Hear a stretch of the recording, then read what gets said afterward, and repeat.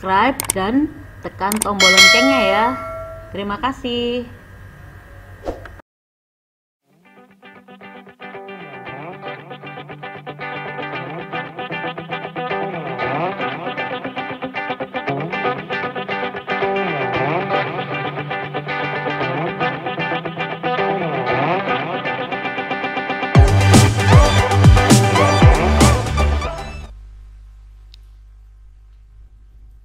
Assalamualaikum warahmatullahi wabarakatuh.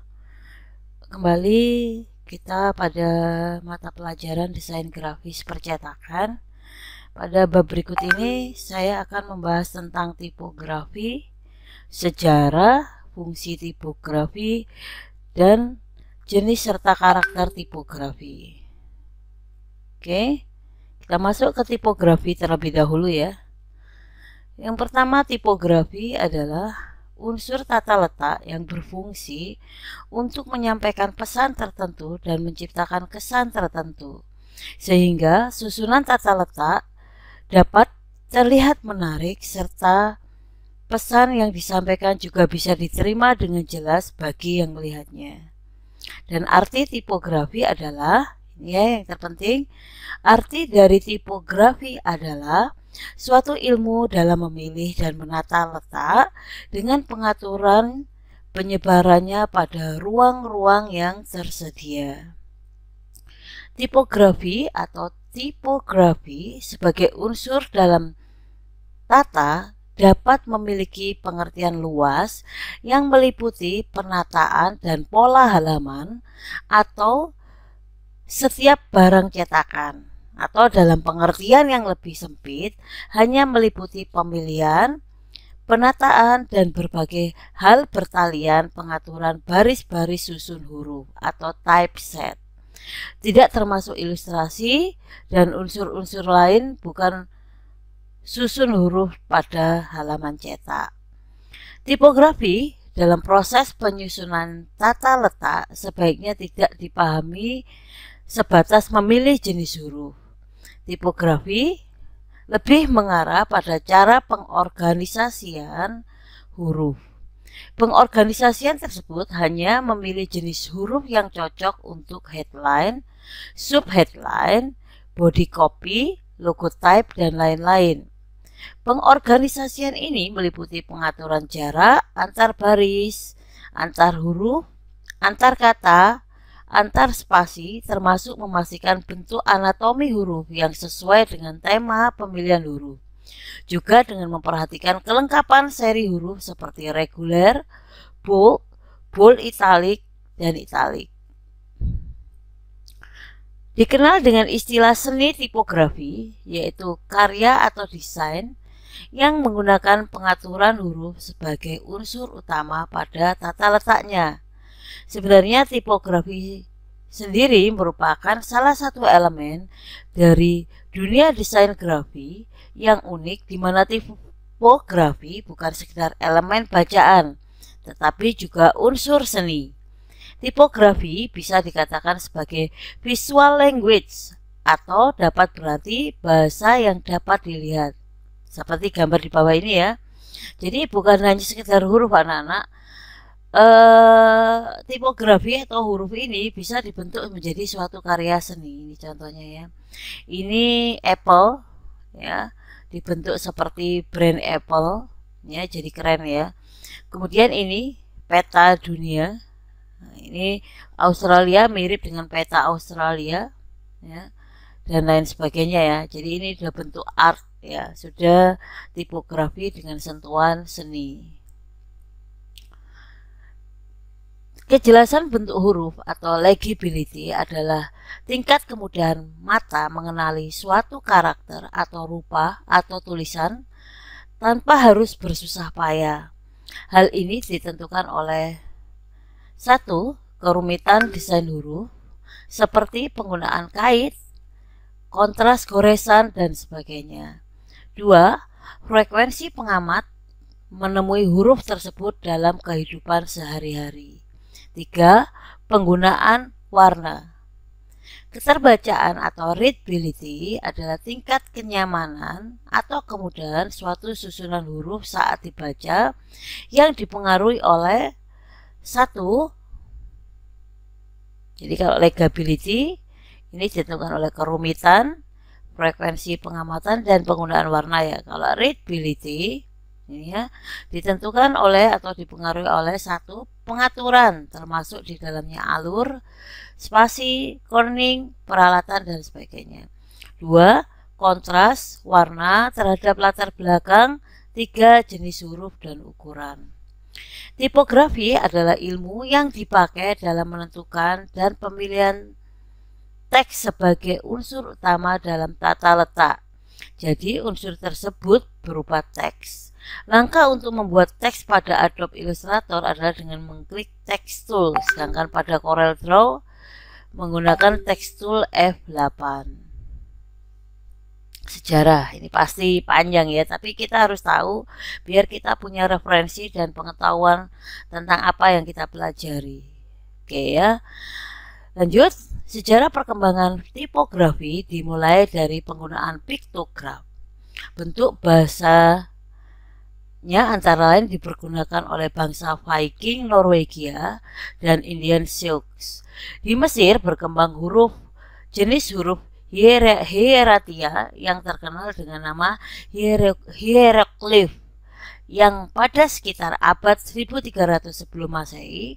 Bentuk tipografi ini merupakan akar dari bentuk demotia yang mulai ditulis dengan penggunaan pena khusus. Bentuk tipografi tersebut akhirnya berkembang sampai di Kreta, lalu menjalar ke Yunani dan akhirnya menyebar ke seluruh Eropa. Puncak perkembangan tipografis terjadi kurang lebih 8 sebelum Masehi di Roma, saat orang Romawi mulai membentuk kekuasaannya, karena bangsa Romawi tidak memiliki sistem tulisan sendiri. Mereka mempelajari sistem tulisan Etruska yang merupakan penduduk asli Italia serta menyempurnakannya sehingga terbentuk huruf-huruf Romawi. Nah ini anak-anak kita lihat ya. Jadi dari perkembangan ini huruf ini juga sangat penting ya di dunia ya. Jadi zaman dulu belum ada huruf, ada yang menciptakan huruf, sampai ada yang tidak menciptakan tapi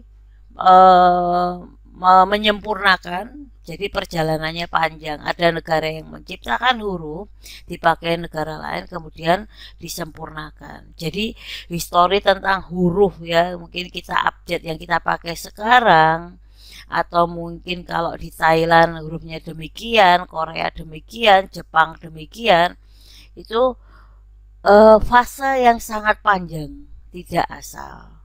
Oke. Saat ini tipografi mengalami perkembangan dari fase penciptaan dengan tangan hingga mengalami fase komputerisasi atau computerized membuat penggunaan tipografi menjadi lebih mudah dan dalam waktu lebih cepat dengan jenis pilihan huruf yang ratusan. Oke. Ini kita lihat ya bagian-bagian dari tipografi. Ini cap line, min line ya, kemudian ada baseline, ada bird line ya, dibagi-bagi ya. Kemudian di sini ada serif, ini ada counter, ada bowl lingkaran, ini ada shoulder dengan stem akar ya, ini ada mengakar gini. Kemudian ada descender, ascender, kemudian x-height tingginya. Oke ya. Nama-nama ini pelan-pelan kita pelajari. Berikutnya kita masuk ke fungsi tipografi. Fungsi tipografi. Tipografi merupakan elemen desain grafis yang sangat penting. Peran tipografi sendiri adalah mengkomunikasikan sebuah ide atau informasi dari halaman ke pembaca. Terkadang secara tidak sadar kita selalu berhubungan dengan tipografi setiap hari, seperti koran, majalah yang kita baca, label paket, dan masih banyak lagi. Penilaian tipografi adalah melalui indera penglihatan. Karena itu diharapkan untuk desain grafis kita buat betul-betul memahami hal ini agar pesan yang disampaikan dimengerti secara cepat oleh pembacanya. Untuk membuat tipografi yang mudah dimengerti harus memperhatikan yang pertama adalah kejelasan huruf atau legibility, kemudian keterbacaan atau readability. Yang pertama legibility atau legibility merupakan kemudahan mengenali dan membedakan masing-masing huruf atau karakter. Legibility menyangkut desain atau bentuk huruf yang digunakan. Suatu jenis huruf dikatakan legibility, legible, ya, legibility atau legible apabila masing-masing huruf mudah dikenali atau dibedakan dengan jelas satu sama lain. Oke. Contoh teks legibility tapi tidak readable. Nah, ini dia mudah dibaca seperti ini, tapi meskipun disusun secara bolak-balik, berarti mudah dibaca. Ini kita meskipun dipotong-potong seperti ini, intinya legibility ya, legibility, dia mudah dilihat ya.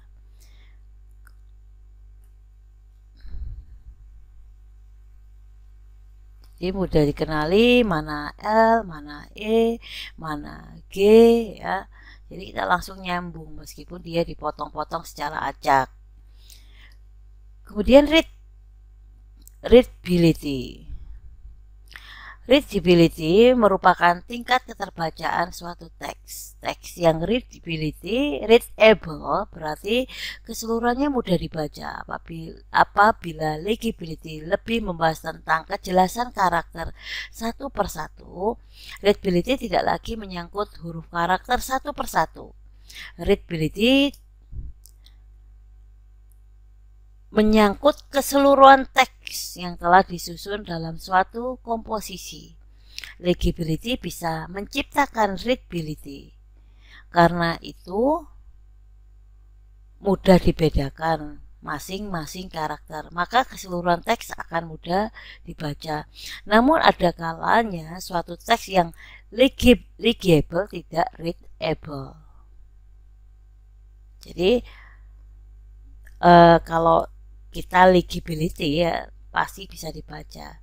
Kalau readable kadang-kadang dia tidak legibility. Oke, itu ya kesimpulannya. Kita ulang, kita lihat. Legibility bisa menciptakan readability. Ya. Namun ada kalanya yang legible tidak readable. Oke ya. Jenis dan karakter tipografi.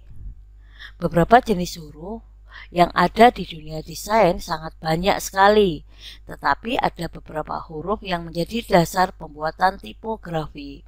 Berikut adalah jenis huruf dalam tipografi. 1.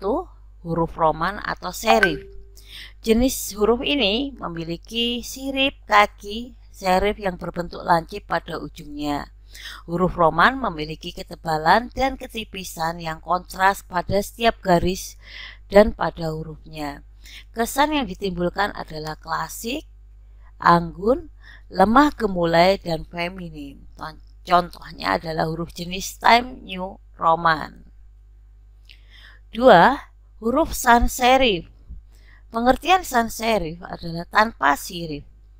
Sans ya, tanpa serif ya. Kalau tadi huruf Roman atau serif ya, ini yang sans serif, tanpa serif atau tanpa sirip, yang pada ujungnya dan memiliki ketebalan yang sama atau hampir sama. Kesan yang ditimbulkan adalah modern, kontemporer, dan efisien. Yang ketiga, huruf script. Huruf script menyerupai goresan tangan yang dikerjakan dengan pena, kuas, atau pensil tajam yang biasanya miring ke kanan. kesan yang ditimbulkan adalah sifat pribadi dan akrab. Nah, jadi kesan-kesan ini bisa kalian coba hafalkan atau ingat-ingat sebagai referensi atau rekomendasi bagi kalian huruf apa yang tepat untuk desain kalian, ya. Kemudian huruf monoscape. Monoscape adalah huruf yang mempunyai karakter lebar yang sama setiap hurufnya. Huruf W dan I akan mempunyai ruang yang sama. Contoh kurir, ya, jenis huruf kurir. Huruf pada mesin ketik adalah juga huruf monoscape.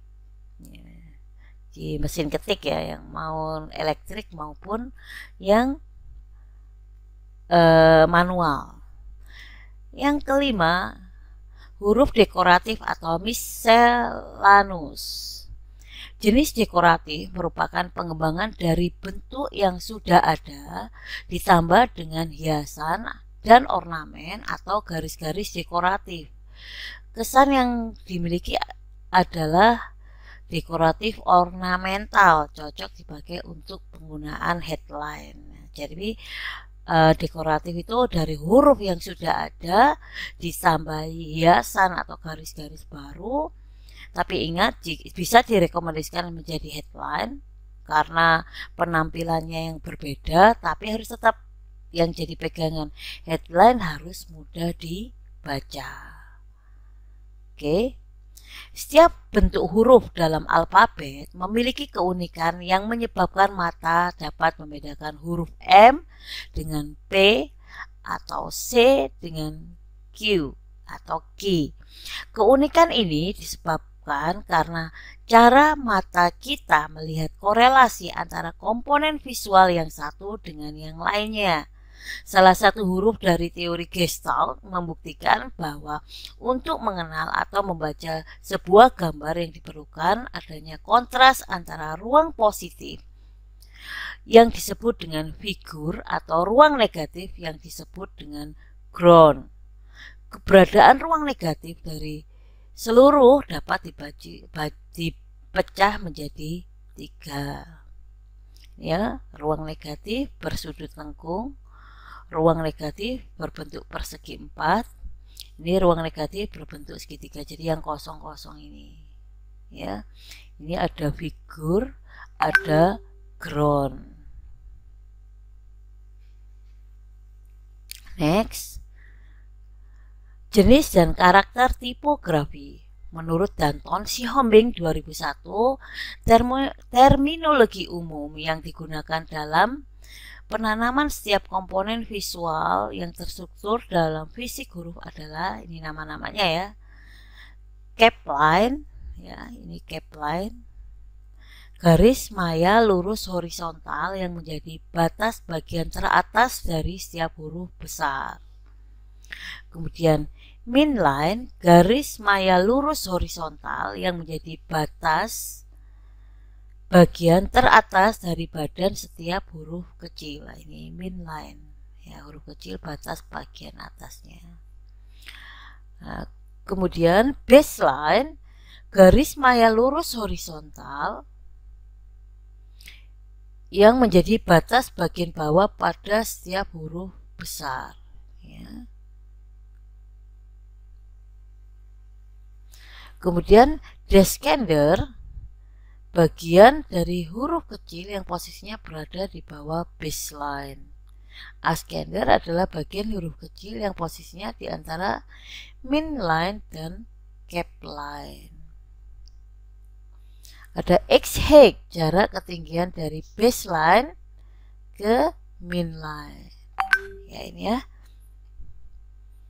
Ini banyak istilah-istilah baru di tipografi, pelan-pelan dihafalkan agar pengetahuan kalian tentang bahasa dan teori tipografi di desain grafis percetakan bisa lebih banyak. Oke.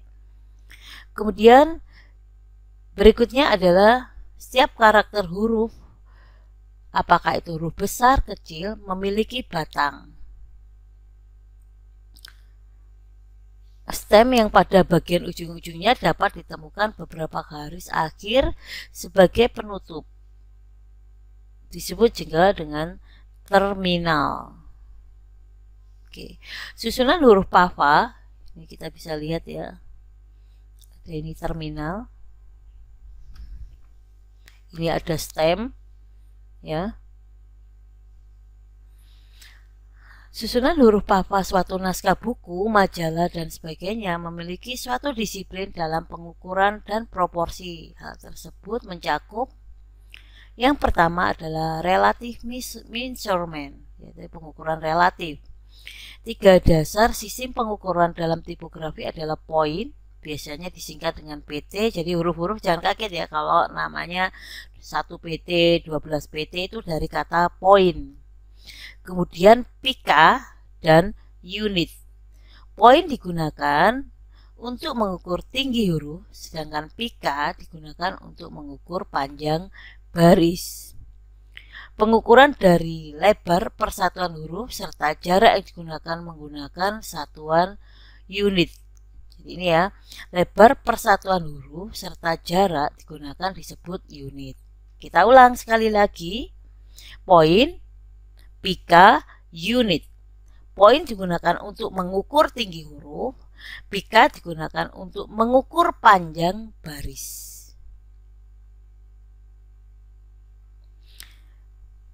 Pengukuran lebar persatuan huruf serta jarak yang digunakan menggunakan satuan unit.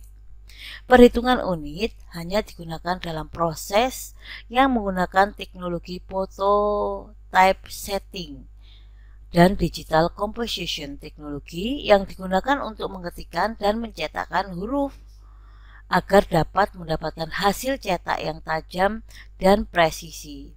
Acuan pengukuran tinggi suatu huruf bukan dihitung dari tinggi huruf yang telah tercetak, namun dihitung dari kedalaman body size. Oke ya. Ini ada sini huruf serif ya yang tadi kita bicarakan ya. Ini ada stroke, ini ada smoke ketebalan, kemudian yang ini yang sang serif tanpa sirip ya. Ini kemudian ukurannya PT 18 poin. PT itu apa? Berdasarkan ketinggian huruf. Oke, lanjut. B. Spacing measurement. Istilah spacing sering digunakan dalam pekerjaan pengetikan naskah yang berarti interval antara elemen tipografi yang mencakup jarak antar kata, word spasi, jarak huruf antar huruf atau corning, dan jarak antar baris atau leading. Nah, jadi spasi ya, anak-anak. Jadi kadang-kadang kita harus menentukan spasinya. Kita mau yang rapat atau yang tidak rapat. Nah, karena itu mempengaruhi juga ada jarak atau tidak jarak akan mempengaruhi keterbacaan dari suatu huruf. Karakteristik huruf merupakan watak atau kekhasan huruf dari A sampai Z. Karakteristik huruf yang berbeda dapat menimbulkan kekontrasan dan efek visual sendiri. Huruf dapat dikembangkan berakar pada bentuk dasarnya atau reguler. Perbedaan tampilan yang pokok dalam huruf dibagi menjadi 3, yaitu berat. 1. Berat. Perubahan berat dari struktur huruf dasar terletak pada perbandingan tinggi dari huruf terletak pada lebar stroke. Dilihat dari beratnya, huruf dikelompokkan menjadi 3, yaitu light, reguler, dan bold. Nah, ini yang tipis, light, reguler, sedang, dan bold. Baik light, reguler maupun bold memiliki ciri fisik, namun dengan perbedaan berat yang dapat memberikan dampak visual yang berbeda. Berikut ini adalah tabel perbandingan antara tinggi huruf yang tercetak dengan lebar stroke dari huruf tersebut. Oke ya. Ini yang extra light sangat tipis, tingginya 100%, lebar stroke-nya 5% ya, ketebalannya ini seperti ini ya. Sampai ini extra bold ya. Ini 30% lebar stroke-nya. Oke. Dari sini jadi yang light mau extra light sampai extra bold ketebalnya otomatis ya makin tinggi atau makin banyak yang lebar stroke dari extra bold. Yang kedua, proporsi. Proporsi merupakan perbandingan antara tinggi huruf yang tercetak dengan lebar huruf itu sendiri ditinjau dari proporsi huruf dibagi menjadi condensed, regular, dan extended.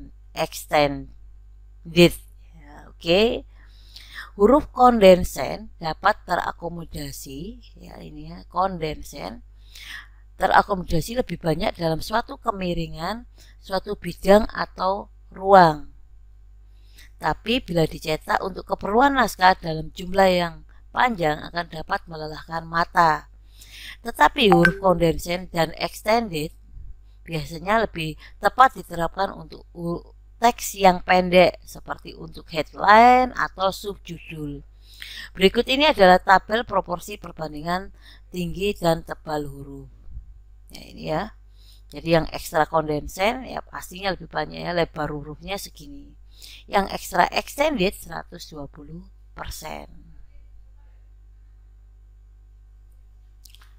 3 kemiringan. Tadi proporsi ya. Proporsi.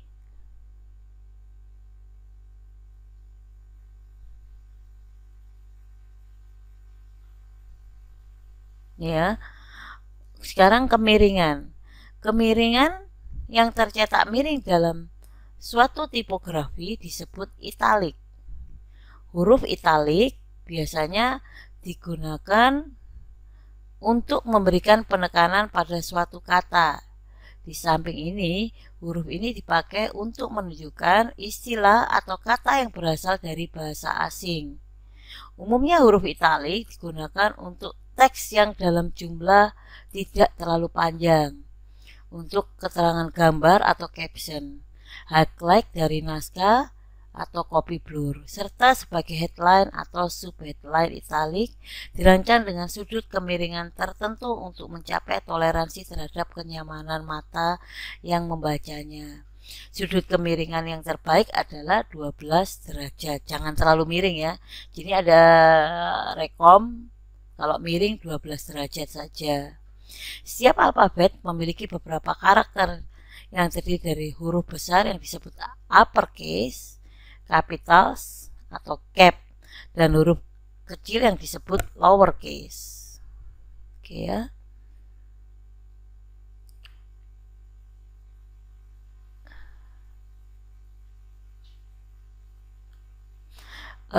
Itu beberapa teori tentang tipografi. Saya harap kalian bisa memahaminya atau mencoba menghafalkannya sambil memahaminya secara bertahap, karena banyak bahasa dan istilah-istilah baru untuk kalian. Tetap semangat ya. Oh iya, ada sedikit materi tambahan bahwa bagaimana sih cara, ini saya keluar dulu ya.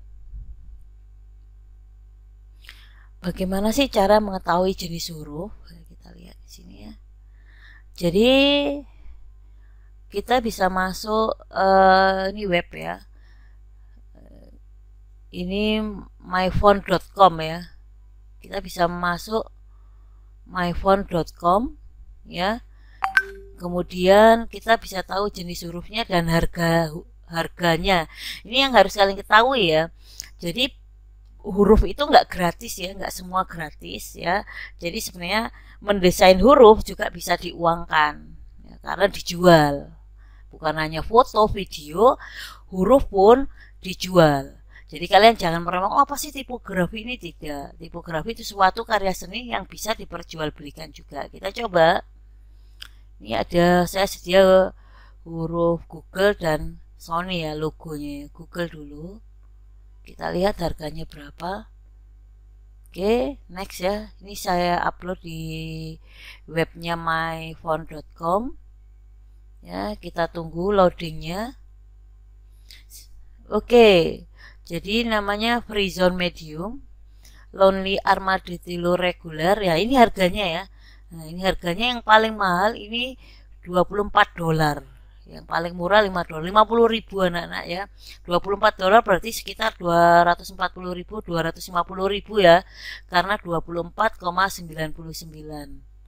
Nah, berarti sangat mahal ya. Jadi kalian jangan meremehkan Kalau kalian ingin jadi punya menciptakan huruf, silahkan. Oke ya. Kita coba mungkin kalau untuk yang Sony ya, kita back dulu ya. Ya, kita masuk. Sini saya coba upload yang Sony, hurufnya jenisnya apa, berapaan ya. Oke, next ya. Ini akan dibaca. Oke, ini ya. Namanya ini yang paling mirip yang mana ini ya. Oke, saya anggap ini kita lihat ini yang paling mahal. Ini adalah 45 dolar. Nah, seperti ini ya, ada macam-macam tawaran yang mirip, ternyata banyak. Oke, jadi kalian nanti bisa coba searching nama-nama huruf, jenis huruf yang ingin kalian ketahui. Ternyata alternatifnya bisa banyak dan bisa diperjualbelikan. Oke, Nana, saya akhiri. Semoga bermanfaat. Wassalamualaikum warahmatullahi wabarakatuh.